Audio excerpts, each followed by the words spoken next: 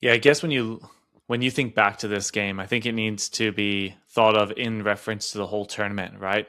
So England did sit back and take the pressure successfully against Mexico. And one thing that we discussed with that was Mexico are a level below in terms of the individual Absolutely. quality that they have in comparison to England and comparison to other teams.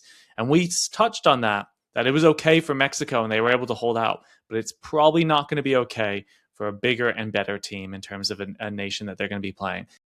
And it's like we saw that happen again. Look, they went up. I get it. You know, you want to see the game out and everything, but to retreat to inside the 18-yard box for the rest of the game against a team that has quality all sprinkled along the pitch and also the world's best player as well, who's on Yes. that team too, that is such a bold move. And unfortunately, it did not pay off at all.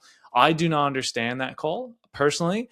You need to give yourself a bigger cushion before you start doing that. There's no way a 1-0 lead is enough cushion against an Argentinian team who now this whole tournament has been known that at the 80th minute they seem to come to life as well, right? That is what they've been doing this whole time in terms of things.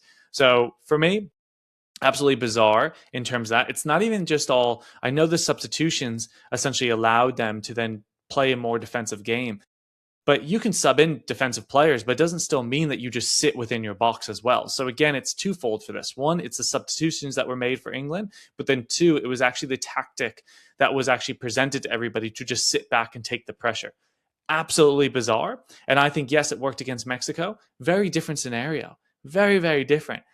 We already said that. It was not. It was never going to work against Argentina. It would never was. And unfortunately for them, it didn't pay off at all. Yeah, to sit like that for what, nearly half an hour, you are asking for trouble, John. And it was an interesting comparison when you compare what Spain did against France to what England did against Argentina. Spain went up early, but they didn't just sit back. They kept playing and they actually controlled the game with the ball.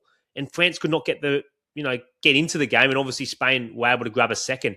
I think England missed such an opportunity here where they went 1-0 up, they gained control of the game, and then they just rescinded control to Argentina and said, here it is. We're just going to try and hold out for as long as we can and hope that we can hold to the final whistle. And as you said, it's very different doing it against a Mexican team. Yes, they were being spurred on by a parochial crowd, but lack the quality of what Argentina do in regards to individuals. Outside of Evan Messi, bringing on the likes of Lautaro Martinez, Julio Alvarez is on the bench. You've got Enzo Fernandez. These are $100 million midfielders that are playing. And in the end, if you give them that time and space and you give them that territory, they are going to punish you. And in the end, England probably got what they deserved. I think a lot does come on back on Thomas Tuchel.